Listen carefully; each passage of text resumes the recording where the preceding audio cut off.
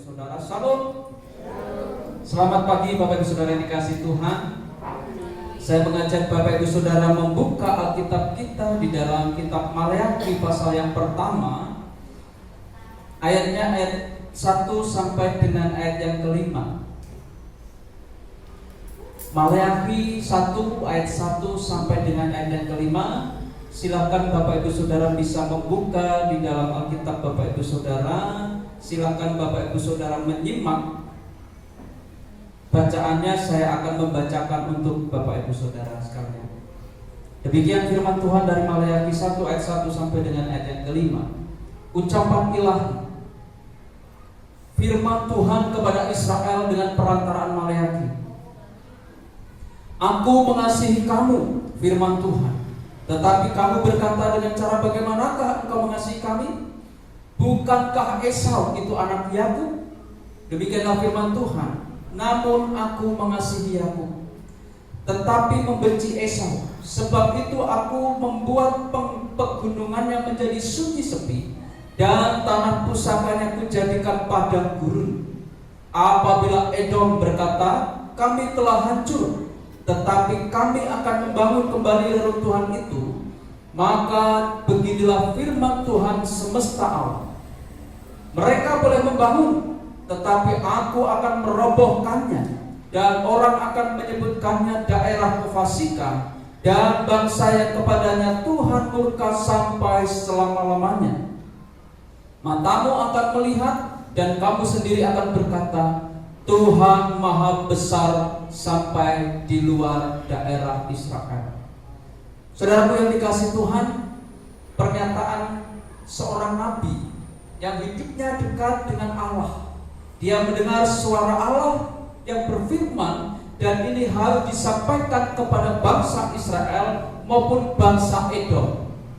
Saudaraku yang dikasihi Tuhan, bangsa Edom ini lahir dari satu keturunan yang bernama Esau. Siapakah Esau? Esau adalah saudara kembar Yakub. Siapakah Esau dan Yakub? Esau dan Yakub adalah keturunan dari bapak leluhur, di mana Allah berjanji akan menurunkan berkat atas mereka.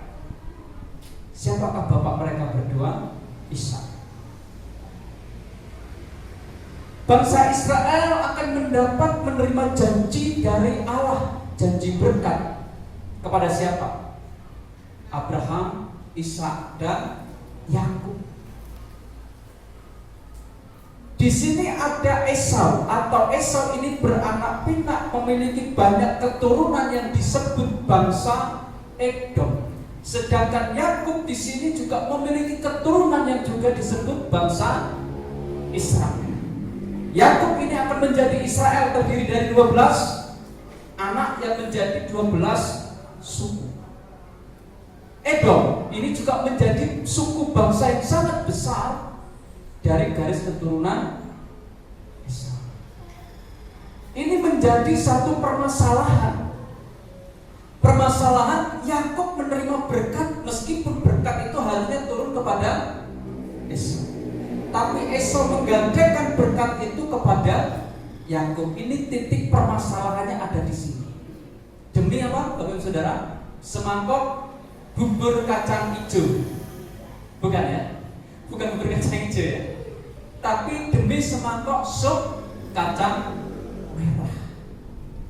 Digadaikan, dijual, ditukar dengan nafsunya. Nah Bapak Ibu Saudara, akhirnya ini berbuntut panjang sampai kepada bangsa dari keturunan dua orang ini. Keturunan Yakub akan mendapat berkat dari Allah. Keturunan Esau atau disebut bangsa Edom ini akan melihat ini Bapak Ibu Saudara. Apa yang dihadap? Selalu diperhadapkan pertentangan dengan Allah. Hanya satu permasalahan yang dianggap sepele tapi berbuntut, tidak pernah ketemu ujung pangkalnya perdamaian dengan Allah. Hanya satu masalah yang dianggap sepele, hanya semangkuk sop kacang merah, hanya sepele ya, tapi akan berdampak dari mulai keturunan bahkan ribuan orang jumlahnya. Nggak akan pernah selesai permasalahan ini. Karena apa? Karena sudah melanggar aturan Tuhan. Saudaraku yang dikasihi Tuhan, apapun yang terjadi terhadap Israel, Allah tidak tinggal diam. Kenapa? Karena Allah masih memegang janjinya. Israel tetap diberkati oleh Allah. Padahal kalau kita melihat sejarahnya Israel seperti itu, tetapi kasihnya Allah, cintanya Allah tetap kepada Israel. Kenapa Allah mencintai Israel? Karena Allah punya janji yang tidak bisa dibatalkan. Ini saudara, apakah itu terjadi sampai sekarang? Sampai sekarang Allah tidak pernah ingkar janji, saudara. Allah tidak pernah ingkar janji. Nah, ini bukan berarti hidup sesuka hati, tidak. Tetap hukuman Allah itu akan tetap diberikan. Kapan akan ada masanya Allah memberikan hukuman itu? Kembali ke sini Bapak Ibu Saudara. Firman Tuhan pada pagi hari ini saya berikan judul kasih Allah tidak pernah berubah. Saya memberikan suatu gambaran di dalam keluarga saudara. Ada bapak, ada ibu, ada anak. Ada di sini bapaknya keren. Tahu ya keren, bukan perang ya, tapi keren. Kalau perang kan kayak saya gosong. Tapi kalau keren itu garam, gula, apalagi Pak untuk mewakili kata keren. Apa Bu? Keras. Apalagi yang bisa mewakili kata keren. Pokoknya saya kuala-ala gitu ya. Itu bisa saja mewakili. Mungkin kita punya bapak yang seperti itu. Saya contohnya. Didikan bapak saya mungkin sekeras militer. Zaman dulu bapak itu berbeda dengan sekarang. Sekarang bapak mau mencut anak pikir-pikir, betul enggak? Karena apa? HAM. Ada perlindungan anak. Hadapannya ada perlindungan anak. Dulu zaman saya mungkin bahkan di usia bapak-bapak sekalian kerennya lebih keren daripada zaman saya. Kalau saya cutek, tahu cutek ya? Cutek itu ranting pohon yang sudah bersih, bekas ramban, bekas pakan kambing. Balik atus, ya Pak, sik dolangan neker. Balik atus, ya Pak. Sing ketiga pecot sing moro. Gudeg itu tadi. Banyak orang pecot kowe. Sik panggawe uber berangkat Pak, pecot, cetes. Sekolah. Ini zaman saya. Mungkin Bapak Ibu Saudara mungkin beda-beda. Karakter orang beda-beda. Sekolah.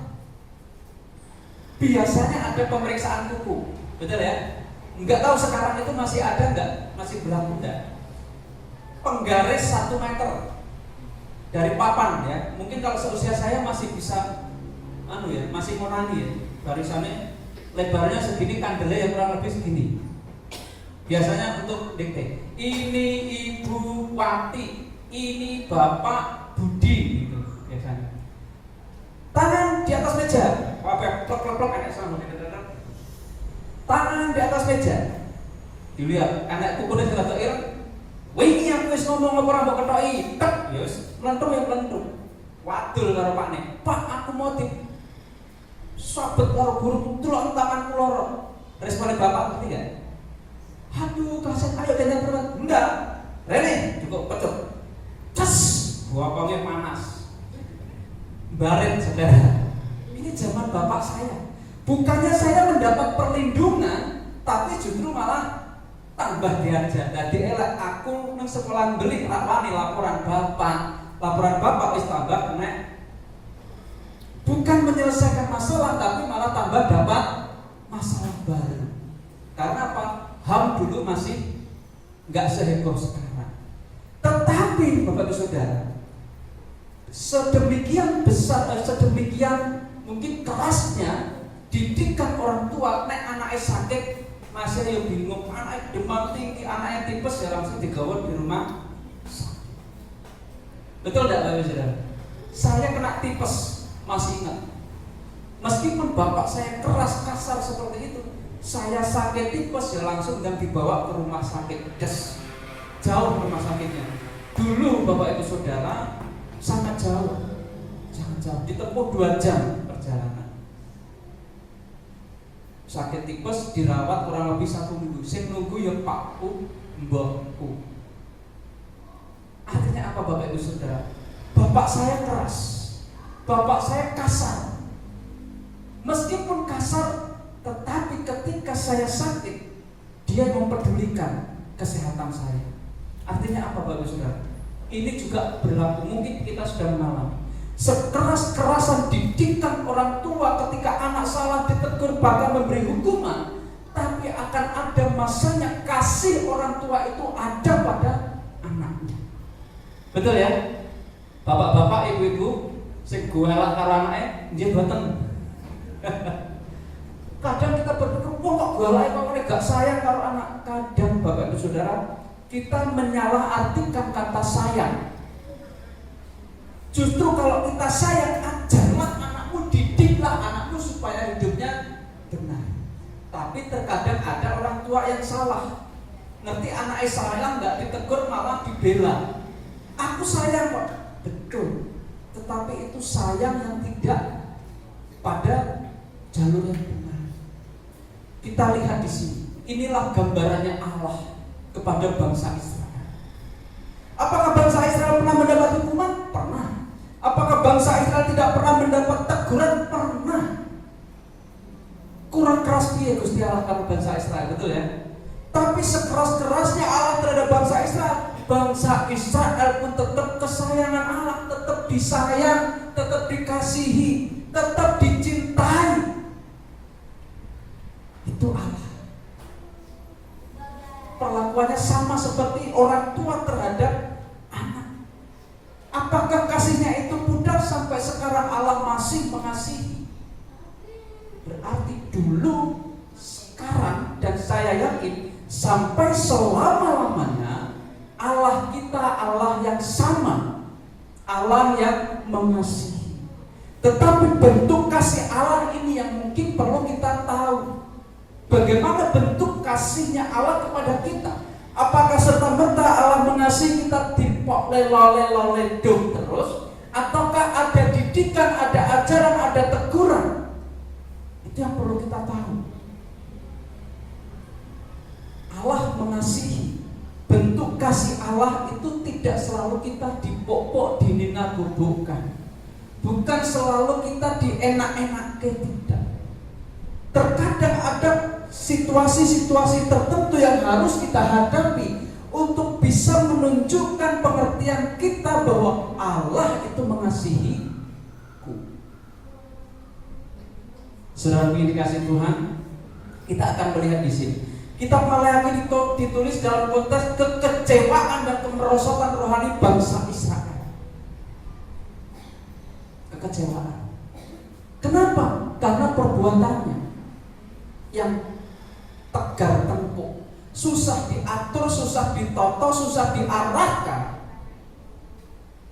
Saudara, tetapi Allah tetap mengasihi. Juga ada kemerosotan kerohanian bangsa Israel tadi. Sudah mulai gak taat, sering menyimpang, terus gak gubris firman Tuhan. Apa yang diajarkan Allah gak digubris. Mereka melakukan kasih Tuhan karena kenyataan itu mereka tidak sesuai harapan. Tetapi Tuhan mengingatkan mereka bahwa kasih-Nya telah terbukti sejak awal melalui pemilihan mereka sebagai umat dan bangsa yang dikasihi, bangsa yang dipelihara dengan setia. Israel tetap dikasihi, Israel tetap dipelihara oleh Allah, dan itu tidak pernah lepas dari pandangan Allah. Saudaraku yang dikasihi Tuhan, kita melihat dari kitab Maleakhi ini 3 pengajaran penting mengenai kasih Allah yang tidak pernah berubah. Kita akan lihat ayat yang kedua, Bapak Ibu Saudara. Aku mengasihi kamu, firman Tuhan, tetapi kamu berkata, dengan cara bagaimanakah engkau mengasihi kami? Bukankah Esau itu kakak Yakub? Demikianlah firman Tuhan. Namun aku mengasihi Yakub, tetapi membenci Esau. Bukankah Yakub dan Esau itu dari keturunan yang sama, dari bapak yang sama, dari ibu yang sama? Tapi kenapa perlakuanmu Tuhan itu berbeda? Seperti dari awal tadi sudah saya paparkan. Kenapa perlakuan antara Yakub dengan Esau berbeda? Kaum Israel dengan kaum Edom berbeda. Kenapa? Ini yang menjadi alasan bangsa Israel dianggap sebagai bangsa yang dianggap seperti itu tadi, Bapak Saudara. Protes kepada Allah. Loh, sudah jelas-jelas Israel, kamu itu tak kasih apa-apa, protes karena aku membanding-bandingkan Yakub dengan Esau. Apa kowe kurang puas? Apa kowe enggak terima nek Yakub tak kasih dan Esau enggak aku kasih? Jadi kurang lebih gitu. Sepertinya bangsa Israel ini protes kepada Tuhan. Dengan cara bagaimana engkau mengasihi kami? Nah, engkau mengasihi kami, harusnya engkau juga mengasihi Esau. Harusnya kalau engkau mengasihi kami Israel, engkau pun juga mengasihi Edom. Protesnya kurang lebih seperti itu. Seolah-olah dengan gagahnya protes kepada Allah seperti itu. Ini yang menjadi kesalahan dari bangsa Israel. Aku mengasihi kamu, firman Tuhan seperti itu, tapi kamu justru malah protes kepadaku. Apa dasarnya? Apa alasanmu protes? Apakah engkau protes demo supaya mengangkat keturunan Esau ini mendapat kasih yang sama seperti Yakub? Pasti beda. Karena apa? Karena Esau tidak menghargai berkat Tuhan. Karena Esau menghina berkat Tuhan dengan menukar semangkuk nafsunya. Saudaraku yang dikasih Tuhan, Allah menunjukkan kasih dan kesabarannya. Ini yang pertama. Di mana kesabaran Allah, di mana kasih Allah? Saudaraku yang dikasih Tuhan, firman Tuhan di sini mengatakan, aku mengasihi kamu. Ini firman Tuhan. Ini adalah deklarasi dari Tuhan kepada umatnya, bahwa kasih Tuhan bersifat kekal dan kasih Tuhan itu bersifat setia. Tidak tergantung pada respon umat. Coba kita melihat respon umat Israel, respon bangsa Israel terhadap kasih Allah. Harusnya bangsa Israel ini bersyukur menjadi bangsa yang dipilih. Harusnya bangsa Israel ini bersyukur karena apa? Karena bangsa Israel ini masih memiliki kasih Allah. Kasih Allah itu masih berlanjut pada bangsa Israel, tidak terhenti, masih tetap terus itu terjadi terhadap bangsa Israel. Bukan dengan cara protes kepada Allah. Ini yang disayangkan. Tetapi kembali, Allah menunjukkan kasih dan Allah tetap menunjukkan kesabarannya terhadap sikap bangsa Israel. Luar biasa, saudara. Mungkin ya inilah yang membedakan kita dengan Allah. Kita punya kesabaran yang terbatas, betul nggak, saudara? Kita dibuat jengkel, punya keterbatasan nggak? Ya wes, tak sabari, ya wes. Digawe jengkel meneh, ya wes kono. Digawe anyel meneh, ya wes sabar. Tiba waktunya ada batas kesabaran kita ini terhenti. Betul apa betul, Bapak Saudara? Sabar kita ngebatasi. Wingi tak kayak hati, wes tak sabar-sabar nih, ya wes. Wingi tak sabar-sabar nih, berulah lagi. Wingi tak sabar-sabar nih, wes orang yang kesabaran lagi. Selesai kesabaran, betul? Itu manusia. Allah berbeda. Allah tetap menunjukkan kesabarannya. Ya tak enteni kapan kowe bertobat. Ya tak enteni kapan kamu berpaling. Ya tak enteni kapan kamu akan berubah. Dan ini berlaku, saudara, sampai sekarang. Kasih Tuhan ini bersifat kekal. Kasih Tuhan itu bersifat setia. Tidak tergantung pada respon umat. Terserah responmu apa terhadap Allah, Allah tetap setia. Terserah responmu apa terhadap firman Allah, Allah tetap mengasihi. Hebat enggak? Sampai kapan Allah mau setia? Sampai kapan Allah tetap mengasihimu? Allah tetap setia sampai kapanpun. Bahkan kalau Bapak Ibu menjumpai pertobatan orang yang sudah sakaratul maut, diterima tidak? Allah tetap terima. Tapi bukan berarti saya mengajarkan Bapak Ibu Saudara sok tobate nek wis sakaratul maut. Iyalah mau nangis sakaratul maut. Nek tiba-tiba dek langsung Gusti Allah panggil, kita nggak mengalami sakaratul maut. Nggak bisa ada kesempatan untuk bertobat. Saudaraku yang dikasih Tuhan, ini kasih Allah. Pemilihan Yakub sebagai nenek moyang bangsa Israel menjadi bukti akan kasih Allah. Ini buktinya. Yakub dipilih meskipun dia seharusnya bukan orang yang dipilih, tapi karena ia melihat kesungguhannya terhadap berkat, mempertahankan berkat itu, Allah berpaling kepada Yakub, meninggalkan orang yang seharusnya menerima mandat pilihan, tapi karena nafsunya lebih besar daripada mandat Allah. Allah lebih memilih orang yang seharusnya tidak mendapat hak kesulungan itu, tetapi mempertahankan berkat. Nah, saudaraku, di sini Allah menunjukkan kasih dan kesabarannya. Bagaimana dengan kita? Allah masih menanti kita, menanti saudara, menanti saya. Allah masih sabar menanti saudara, menanti saya. Allah masih menunjukkan kasih-Nya kepada saudara dan kepada saya. Untuk apa? Menyadari kesalahan, menyadari pelanggaran hidup kita, menyadari dan segera berbalik kepada Allah. Allah masih tetap setia menanti itu. Ingat bahwa kasih Allah tidak pernah berubah meskipun kita sering merasa jauh. Sering. Ini yang terjadi pada diri kita. Kita menganggap Allah seolah Allah jauh dari kita dengan apa? Masalah kok rantang barbar. Apa yang sedang saya pergumulkan ini kok tidak menunjukkan titik temu? Di mana Allah? Seringkali kita meniadakan Allah dan menganggap Allah seolah-olah jauh dari kita. Padahal Allah ada di mana? Allah bersama-sama dengan kita.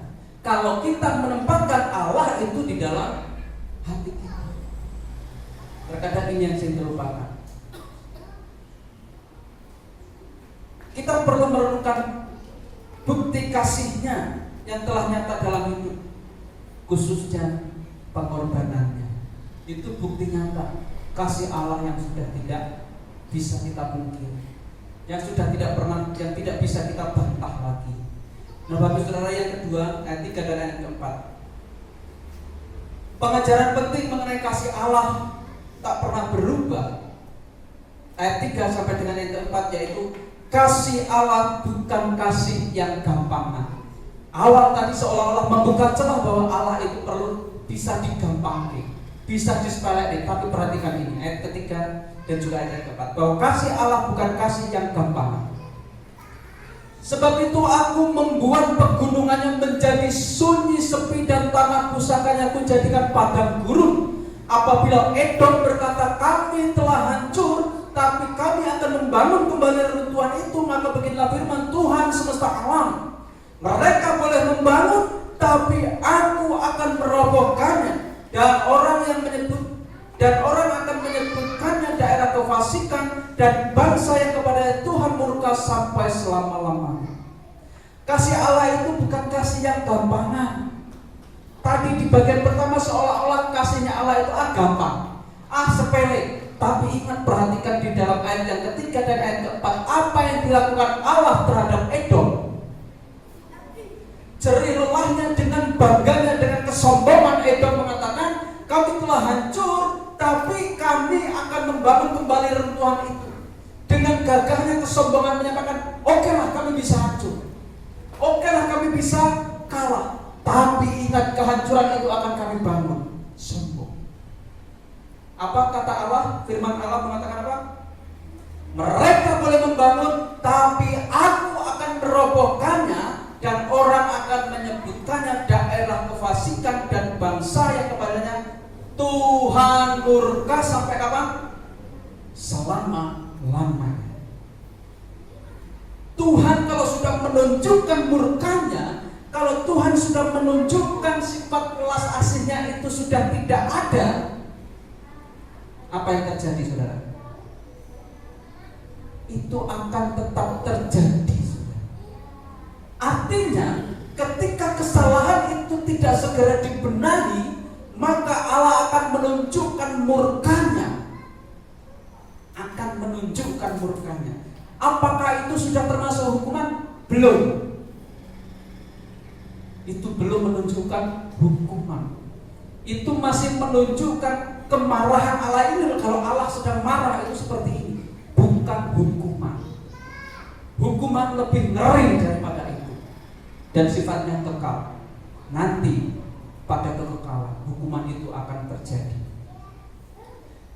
Di sini kebanggaan yang disebutkan oleh bangsa Edom seolah-olah membuktikan Edom kuat, membuktikan seolah-olah Edom mampu, membuktikan bahwa seolah-olah Edom ini tidak terkalahkan.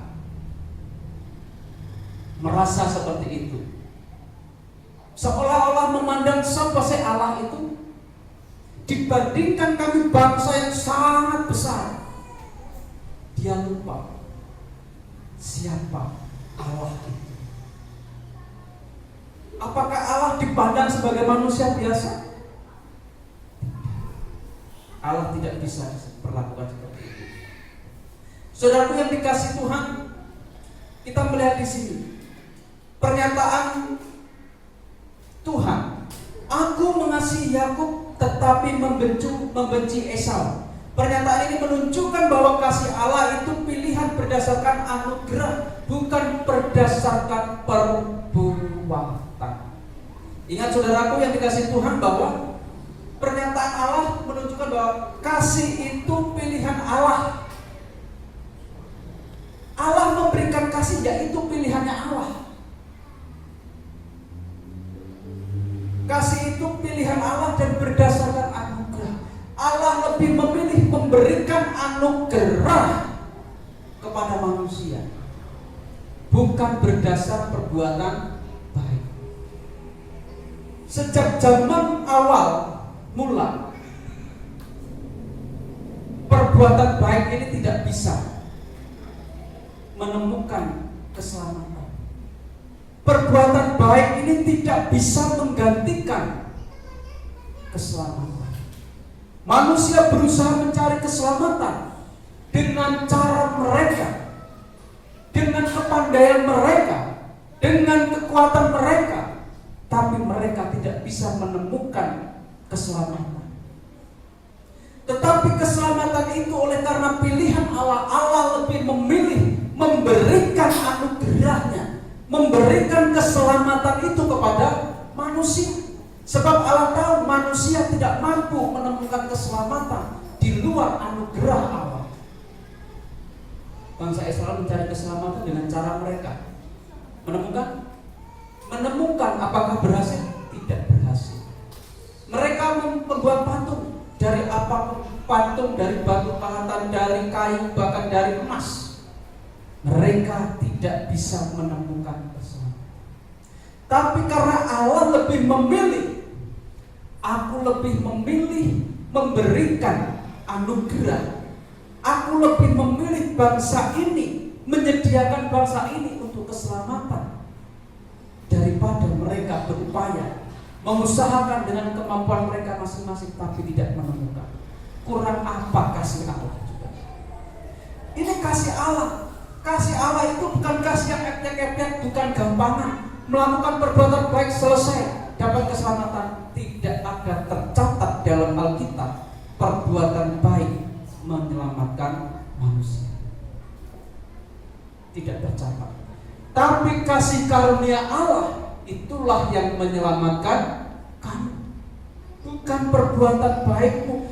hidupmu, perbuatanmu baik, saudara tidak bisa mendapat keselamatan dari perbuatan baik. Lalu kita nggak perlu berbuat baik sih. Perbuatan baik itu adalah buah. Perbuatan baik itu adalah hasil dari responmu terhadap keselamatan. Ketika engkau mendapatkan keselamatan itu, apa responmu terhadap keselamatan yang sudah Allah berikan? Hasilnya adalah perbuatan baik. Karena engkau sudah mendapatkan anugerah, karena engkau sudah mendapatkan keselamatan itu, maka ada perbuatan baik yang harus nyata. Aku percaya kepada Tuhan Yesus, tapi tindak tandukmu tidak mencerminkan kehidupan yang percaya kepada Yesus. Belum percaya. Orang percaya itu dapat dilihat dari mana, Bapak Ibu Saudara? Buah. Oh, dia sudah percaya, oh dia sudah bertobat, oh dia sudah mengaku percaya kepada Tuhan Yesus. Lihat buahnya. Apakah cara hidupnya mencerminkan kehidupan seperti yang dikehendaki oleh Allah atau tidak? Ketika percaya itu benar-benar dipelihara dalam kehidupannya, keselamatan, anugerah Allah itu ada padanya.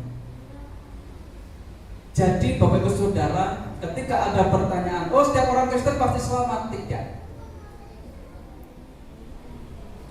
Kekristenan tidak menyelamatkan, tapi iman percayamu itulah yang menyelamatkan. Jadi orang Kristen itu bukan jaminan selamat, tapi jadi orang yang percaya kepada Kristus, inilah jaminan keselamatan. Orang percaya akan ada buahnya. Orang Kristen ada buahnya? Ada, tapi buahnya pasti berbeda dengan orang yang percaya. Orang yang percaya pasti akan memegang erat firman Tuhan. Orang Kristen hanya sebatas apa, Bapak Saudara? Rutinitas. Minggu di gereja, Rabu doa Rabu. Ada PPI mangkat. Tapi kalau cara hidupnya tidak mencerminkan ajaran Kristen, dia bukan orang percaya, tapi masih sebatas orang Kristen. Berat jadi orang Kristen.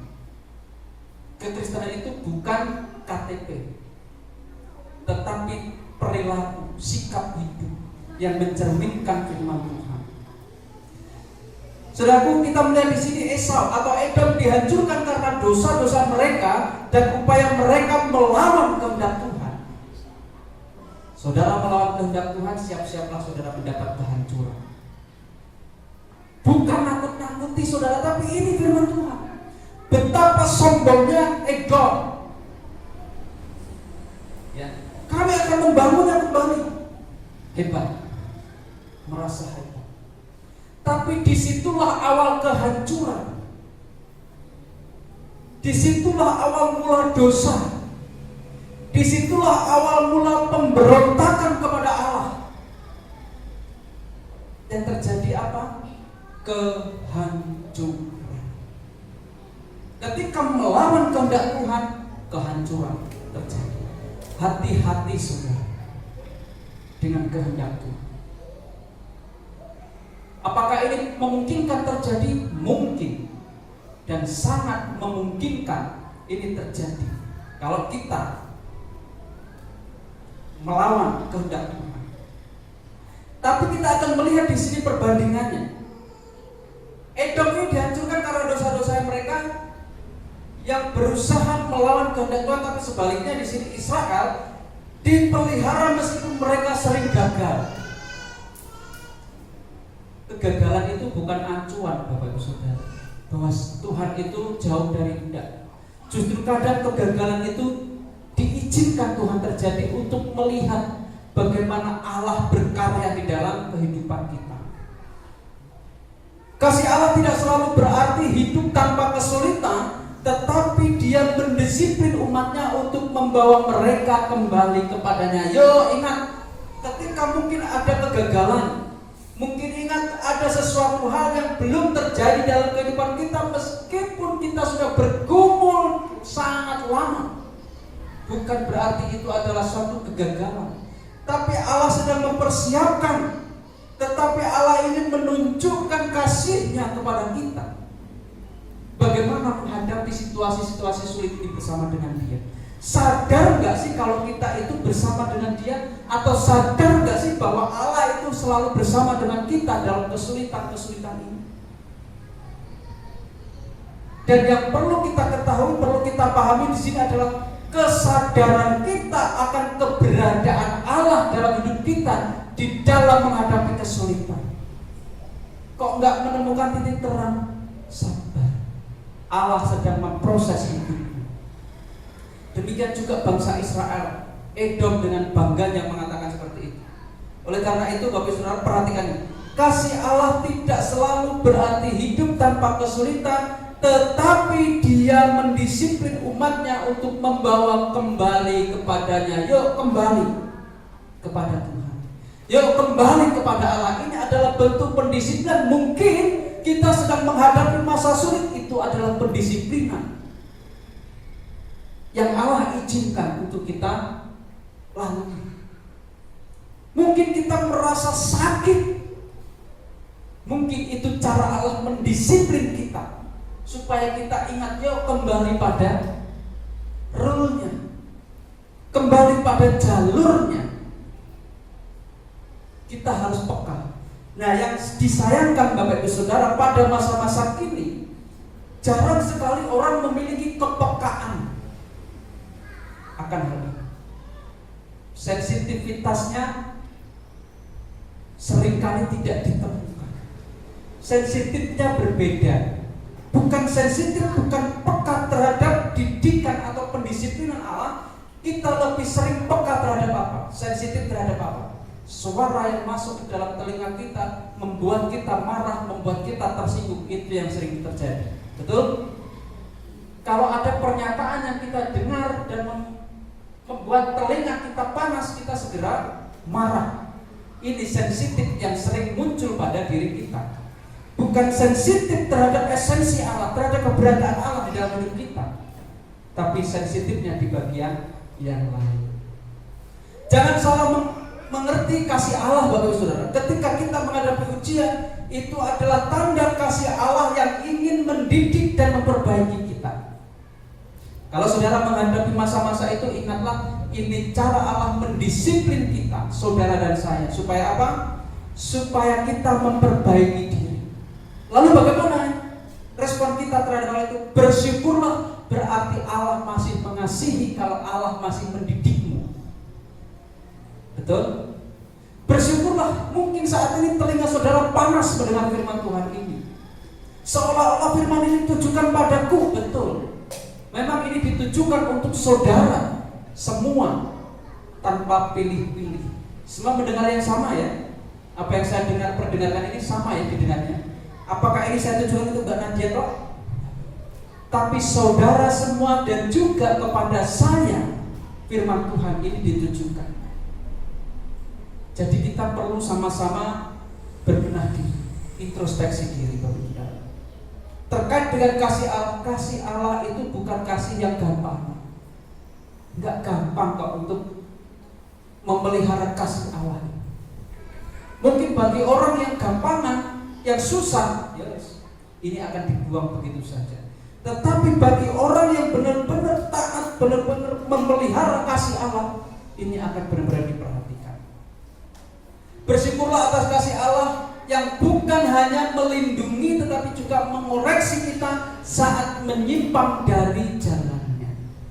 Saudara, kalau dikoreksi itu menyenangkan atau menggemaskan atau beda, saudara? Enggak semua orang itu bisa menerima koreksi, betul? Terkadang kalau kita dikoreksi, yang muncul apa? Kesadaran atau sumune. Kebanyakan yang sering muncul apa? Sumu. Kalau kita sedang dikoreksi, tahu sumune, kita lebih mengandalkan emosi kita. Mas, kemarin itu ini gini-gini. Wah, kok aku benar ngomong ini. Saya sering dikritik sama istri saya. Turun dari mimbar ketika di rumah dikritik, saudara. Panas gak? Panas saudara. Dikritik itu panas. Tapi saya harus adem. Ini demi kebaikan. Kadang yang sempat berdebat. Karena saya punya argumentasi. Gak mau kalah, tapi terkadang ya iya. Maaf saudara, terkadang saya itu kalau khotbah ini yang sering dikritik, menggunakan kata-kata yang tidak patut. Terkadang itu yang menjadi koreksi. Pendeta itu omongannya nggak kayak ngomong. Pendeta itu kalau ngomong itu, kalaupun tujuannya ke situ, omongannya sih rada patut. Bukan pernyataan, ya mungkin niatnya guyon ya. Kadang kan gitu, guyon. Tapi itu ketika didengar nggak patut. Contoh misalkan ini maaf, kotoran ingus. Mungkin kalau orang yang mungkin pendetanya itu kan, seorang pendeta itu pembawaannya nggak gitu. Mungkin itu kotoran dalam hidupmu, kan lebih halus. Maksudnya gitu, supaya bahasanya diperhalus. Tapi karena mungkin bahasa yang berbeda dari daerah yang berbeda ini menjadi polemik. Umbelmu ini lebih tilai, nah kan kata umbel ini kan seolah-olah. Nah, ini terkadang begitu. Ini nanti jelas dikritik ini. Ini kan contoh ini. Contoh itu. Kata-kata itu seolahnya kayak tapi kan sebenarnya realitanya ya gitu. Lah kalau ngomong itu coba. Kan gitu. Ya wes, tapi ya wes lah. Ini sebagai koreksi ke depan bisa. Ini salah satu contoh, Pak. Bapak Saudara. Bahwa dikoreksi itu nggak menyenangkan. Dalam hati ini gundah gulana. Di dalam hati ini berontak. Aku nggak terima kok koreksi. Saya tak lakukan ini sebenarnya harus benar, tapi belum tentu. Tuhan pun juga gitu. Berbahagialah kalau Bapak Ibu Saudara dikoreksi oleh Tuhan. Karena apa? Allah sedang membenahi hidupmu dan hidupku supaya kita menjadi pribadi yang lebih baik. Amin. Itu saudara yang harus kita yakin. Jadi jangan alergi dengan kritikan, jangan alergi dengan koreksi, karena itu untuk kebaikan kita. Yang terakhir ayat yang kelima Bapak Ibu Saudara, berkaitan dengan kasih. Kasih Allah tak pernah berubah. Pengajaran yang terakhir yaitu mengenai bahwa kasih Allah itu mengarahkan pada penyembahan. Ayat yang kelima, matamu akan melihat dan kamu sendiri akan berkata, Tuhan Maha Besar sampai di luar daerah Israel. Di mana letak penyembahannya? Ada pengagungan, ada pengakuan mulut ini kepada Tuhan. Apa yang disampaikan mulut? Perhatikan di sini, Tuhan Maha Besar sampai di luar daerah Israel. Artinya kebesaran Allah ini dikenal bukan hanya di Israel saja, tetapi keagungan dan kebesaran Tuhan ini dikenal oleh semua bangsa di luar Israel. Saudaraku yang dikasih Tuhan, kasih Allah itu mengarahkan pada ini. Bangsa Israel harapannya sampai di sini. Ini tulisannya loh, saya membaca loh ya. Apa di situ? Netromu kan? Di sini bukan gitu ya, kecuali di dalam bahasa Jawa. Di sini matamu akan melihat dan kamu sendiri akan berkata. Mata ini melihat, mulut akan mengucapkan. Apa yang dilihat? Yang dilihat adalah keagungan Tuhan. Yang dilihat adalah kebesaran Tuhan. Dan apa yang diucapkan? Perhatikan di sini.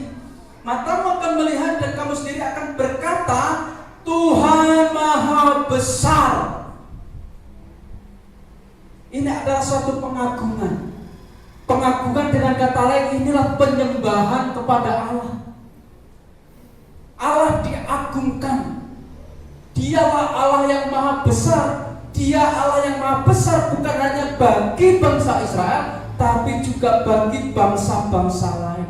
Artinya apa? Kasih Allah ini mengarahkan kepada penyembahan. Ketika ada pengakuan dalam mulut kita Allah Maha Besar, ketika mata ini melihat betapa besar dan agungnya Allah, kita dibimbing itu kemana?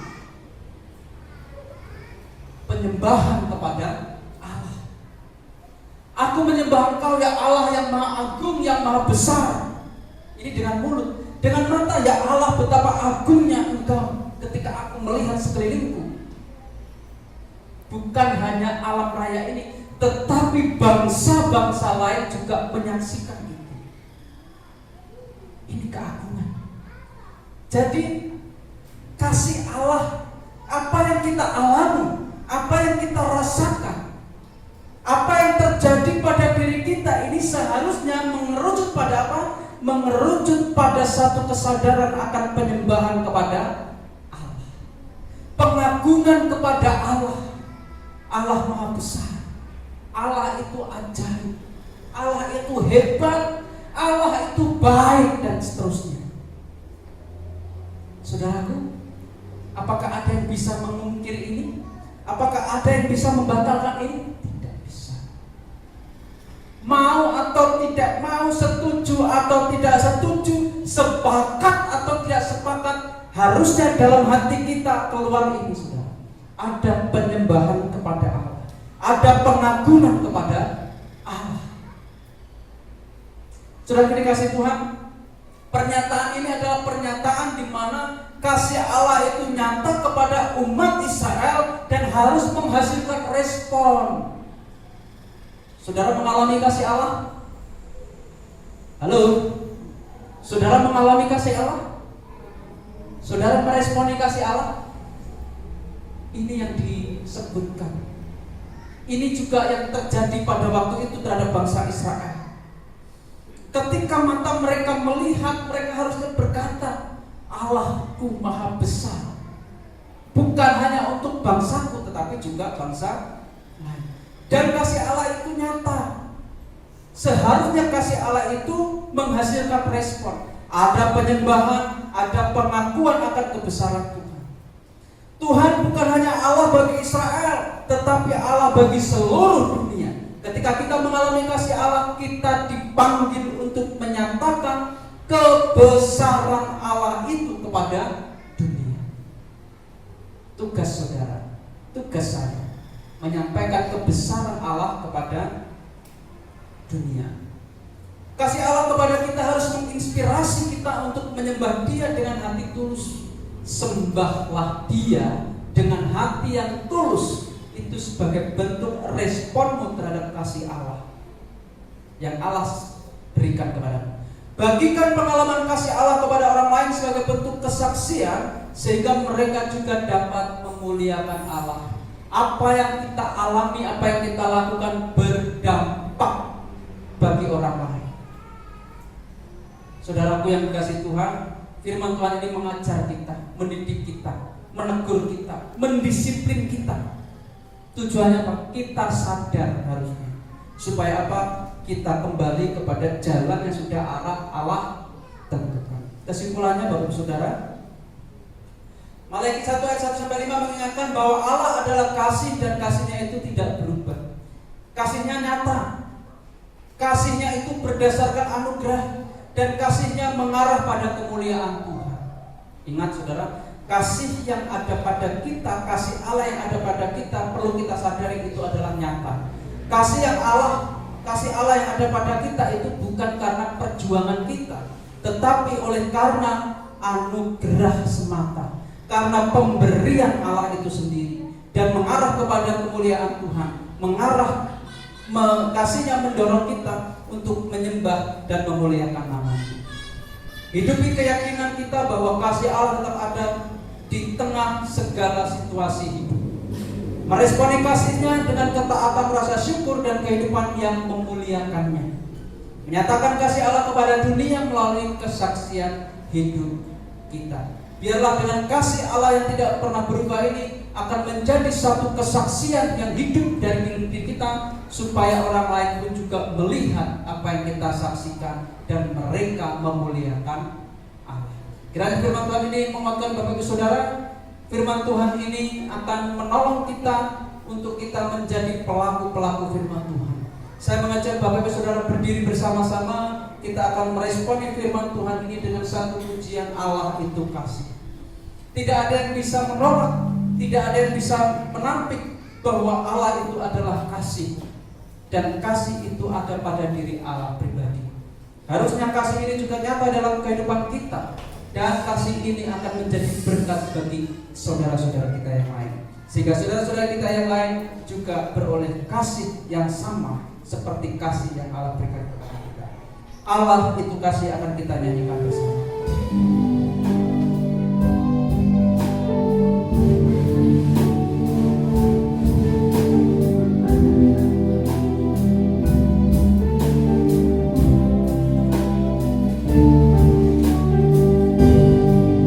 Namamu selalu kusebutkan di dalam doa.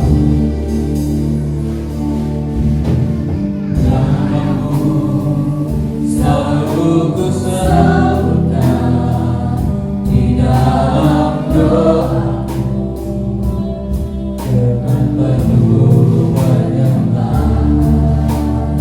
Kasih-Mu senantiasa ku kenal dalam pujian, dengan kerinduan ku rindu, dunia pun merasakan kasih yang ku rasakan dari-Mu Yesus. Tuhan, ku rindu semua yang ku lakukan membuat dunia mengerti Kau menunjukkan itu kasih. Namamu selalu kusebutkan, Namamu selalu kusebutkan di dalam doa, dengan penuh penyembah. Kasih-Mu senantiasa ku kenal dalam pujian, dengan kerinduan ku rindu, dunia pun merasakan kasih yang ku rasakan dari-Mu Yesus. Tuhan, ku rindu semua yang Kau lakukan membuat dunia mengerti Kau menunjukkan. Ku rindu dunia pun merasakan Kasih yang ku rasakan dari-Mu Yesus. Tuhan, ku rindu semua yang Kau lakukan membuat dunia mengerti Kau menunjukkan itu kasih. Kami bersyukur Tuhan untuk kasih-Mu yang sudah Kau nyatakan dalam kehidupan kami, dan dengan kasih yang Kau tunjukkan, yang Kau sediakan, yang Kau berikan kepada kami ini Tuhan, itu menjadi suatu kesaksian kami kepada semua orang bahwa Engkau-lah Allah yang adalah kasih itu. Terima kasih Tuhan, terima kasih. Hamba-Mu berhenti menyampaikan firman pada kesempatan ini Tuhan. Kami percaya Roh Kudus-Mu tidak akan pernah berhenti menolong memampukan kami untuk kami menjadi pelaku-pelaku firman-Mu, untuk kami dapat menjadi pelaku kasih, memahami kasih Allah yang Tuhan sudah nyatakan dalam kehidupan kami, dan kasih Allah ini yang akan membawa kami kepada kekekalan nanti. Terima kasih Tuhan. Mampukan kami ya Roh Kudus untuk melakukan firman-Mu. Saat ini kami akan berpisah Tuhan satu dengan yang lain. Kami akan pulang, kami mohon pimpinan penyertaan Tuhan dalam perjalanan pulang kami, hingga kami sampai di rumah berkumpul dengan keluarga dengan penuh sukacita, damai sejahtera dari Allah Bapa. Dan kami meyakini Tuhan bahwa kasih-Mu tidak akan pernah meninggalkan kami sedetik pun. Terima kasih Tuhan Yesus, terima kasih. Kami akan pulang, Tuhan yang akan memberkati pulang kami. Pulanglah saudaraku, kiranya kasih karunia dan damai sejahtera yang dari Allah Bapa, penyertaan yang daripada Roh Kudus menyertai Bapak Ibu sekalian dari saat ini sampai selama-lamanya. Diberkatilah kiranya setiap langkah kehidupan Bapak Ibu Saudara, rumah tangga Bapak Ibu Saudara diberkati oleh Tuhan, pekerjaan usaha Bapak Ibu Saudara diberkati oleh Tuhan, setiap pergumulan Bapak Ibu Saudara diberkati oleh Tuhan. Karena kita berdoa, kita meminta dalam satu nama, yaitu Yesus Kristus, Tuhan Juru Selamat kami, sumber pengharapan bagi kami dan sumber berkat bagi kami. Haleluya. Amin. Silakan duduk kembali Bapak Ibu Saudara. Selamat hari Minggu. Tuhan Yesus memberkati.